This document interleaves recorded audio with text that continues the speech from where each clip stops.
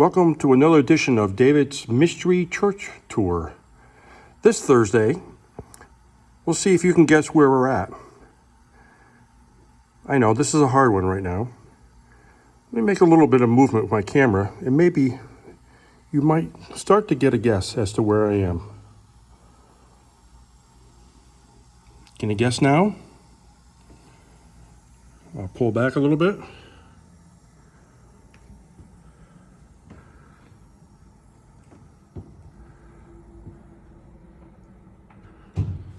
Maybe get even more of a guess of where we're at. That's right. We're up in the balcony at the organ. So those who are not used to this space, we are up here in the balcony of the Roxbury Congregational Church. And you can see the view from up here in the balcony. The choir for years sang up here 3 Sundays a month, and on the 4th Sunday, sang down below right over there in the choir loft so they could partake in communion without having the deacon have to go up and down the stairs. And now at this point, they're down there all the time, and Sandy Kleisner, our wonderful minister of music, will play either our Steinway piano, which is right down up front, or we'll come up here and play on our organ.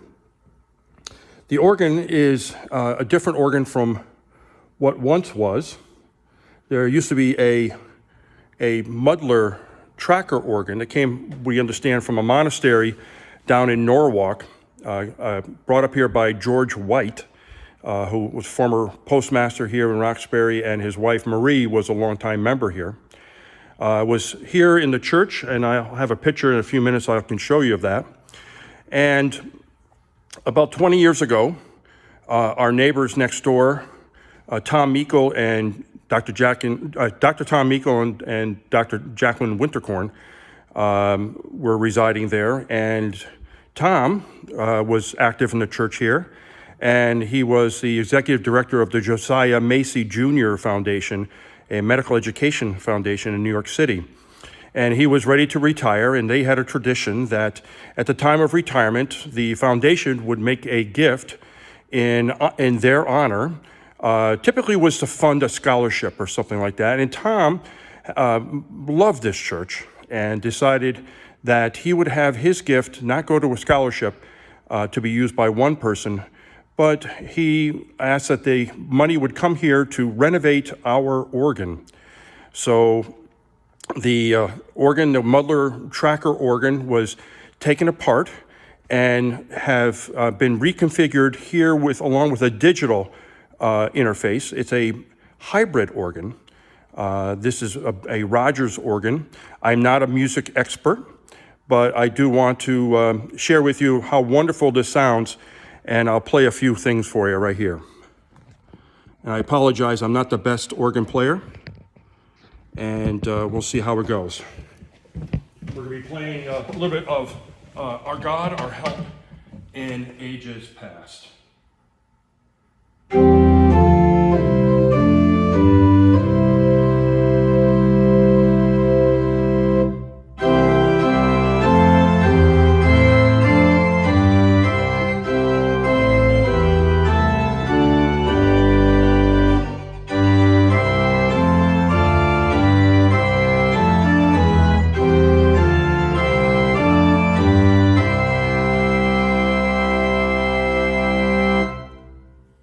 How's that? Pretty good, huh?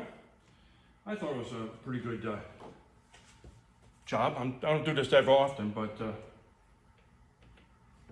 we go. Shut off the keys.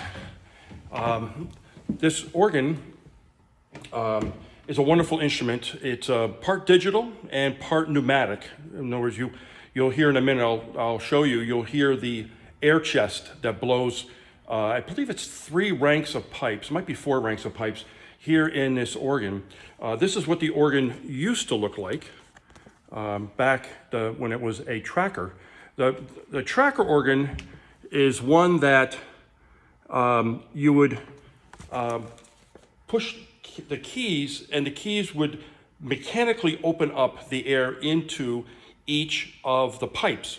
The pipes being all individual. Here's one of the pipes. This is a very, I can't blow it, but it's a very high pipe, which was not used. When they renovated it, we're not able to use every single pipe. This is one of the leftover pipes, if you will. Let's take a look at the pipes, and we'll come back and talk some more about music. So we're going to take you into the guts of the organ. And if you look back here, you can see all the different pipes here. Some are metal, some are wood. And if you listen carefully, you can hear the air chest. And the air chest fills up a whole area down here that when we turn on press the keys, it automatically allows air into these pneumatic pipes. Now, the digital part comes, they record the pipes in a sound studio, and then they record them, and then when you play the digital, when you press the key, it actually plays a recording of that pipe. And those obviously come out of a speaker, and we have a number of those here. You also can see the bell cord that goes up into the steeple where we were last week. That goes up through this whole area. If you look up above, you can see where the former air chest was up in the attic, and that caused problems for the old air chest because it brought very, very cold air in the winter out of the attic space down into the organ and blew cold air into the air chest, which adversely affected the leathers that held the chest together. Church music is so important for worship, and in these days of the coronavirus, we're only able to sing online. We can't sing together because of the way that the virus spreads. But music has been with us since the beginning. And the old saying goes, those who sing pray twice. And just think of what happens when you're in the car and you listen to the radio, maybe some music, and you turn the car off. What song stays in your head? It's usually that last song. So I don't know about you, but I try to make sure I have a kind of upbeat, uplifting song that's my last song before I come out of the car, so that I have that kind of music that kind of like continues my day. Now, music has gone through all kinds of transitions, and there's lots of assumptions about music in this day, as this is the way we've always done it. But back in the old days, for us here in America, there was chanting usually in the beginning. There was a song leader who led the music and kept the time. And lots of times it was a kind of repeat after me. They lined out a hymn, and you would sing that hymn, the line, and then the chorister would lead with the next line or stanza that you would repeat afterwards. There was chanting, believe it or not, back then. Chanting we see today as maybe being a little high church, liturgical kind of thing, but I can show you some proof of that. One of my prized possessions is this Hymns and Psalms and Hymns, which was published in 1845 by the General Association of Connecticut. Now, who were the General Association of Connecticut? General Association of Connecticut was the gathering of all the congregational clergy in Connecticut. Back in the day, they would meet annually, and they would actually elect the governor for the colony of Connecticut. But in this prayer book, prayer and psalm book, they had their psalms, which you will see here. But if you also look here, you will see, very interestingly, psalms and hymns for chanting. Who knew? We chanted back then, and it has all the different psalms that you do, the selections of chants and the tunes for those chants. Now, hymns have gone through all kinds of changes over time. Music has changed from just singing a cappella without any accompaniment, came to pianos or harpsichords, and then most modernly would be the organ. Many of you who are familiar with the Roxbury Church know that for years we used the Pilgrim hymnal, a hymnal that came out of the United Church of Christ back in the 1950s and has gone through some transitions over the years. Most recently was the New Century hymnal, which strove to really connect people of differing backgrounds. So it had music with differing tempos, more modern music, maybe music with different languages, Spanish or French. But one thing about the New Century hymnal for some is that they changed some of the words, the editors did, and made it more inclusive. And that became very apparent at Christmas time because many of the Christmas hymns had some patriarchal language to it.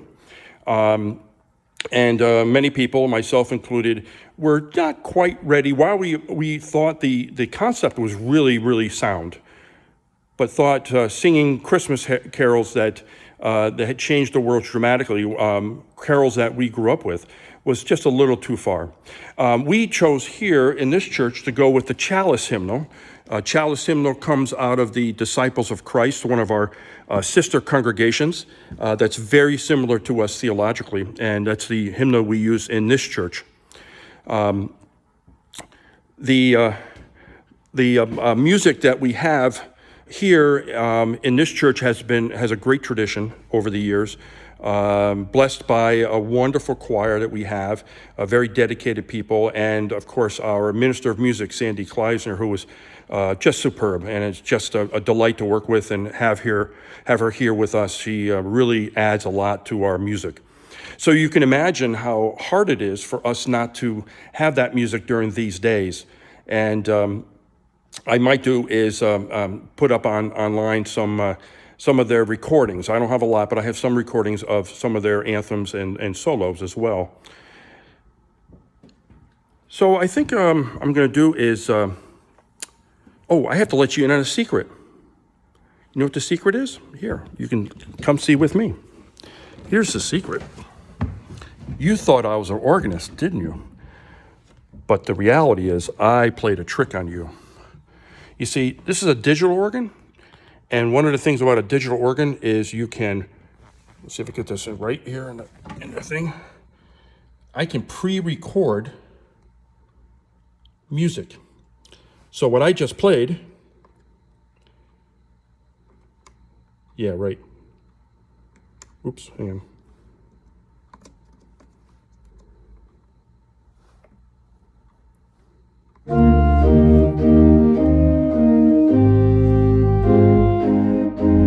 No hands.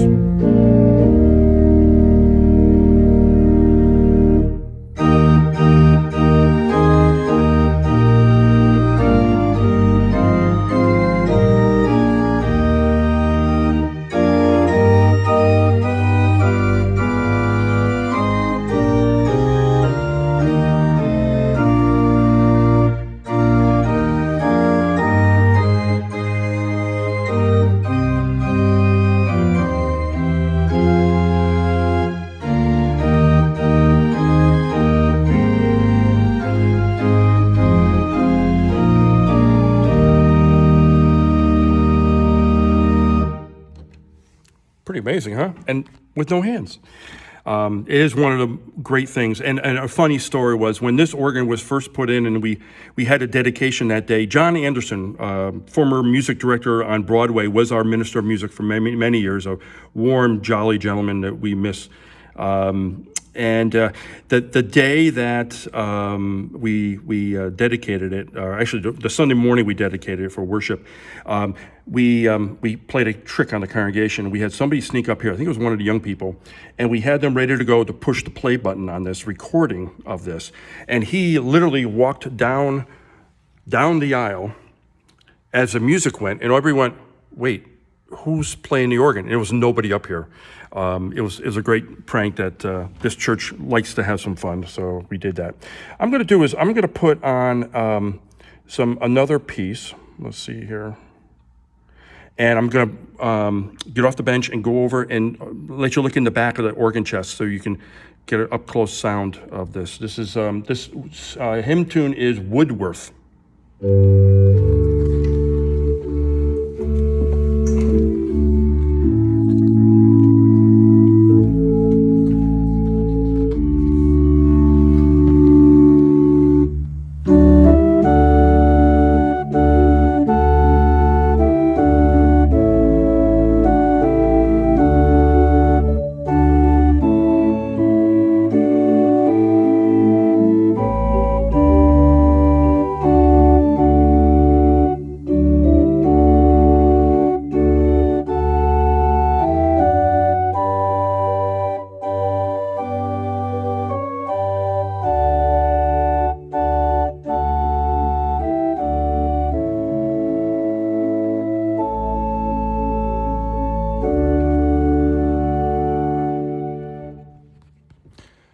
So as I mentioned, music gives us a song to sing in our hearts.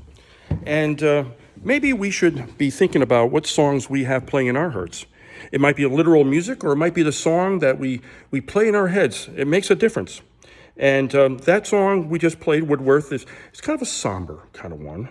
But let's go to something else.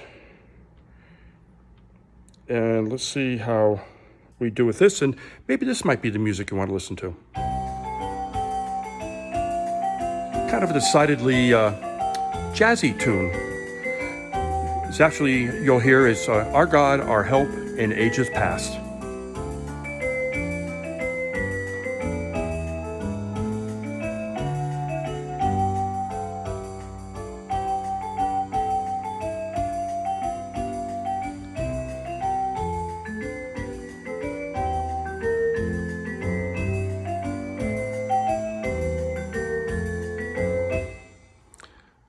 That has a lot of recording in that. The last one had a lot of actual pneumatic pipes being used.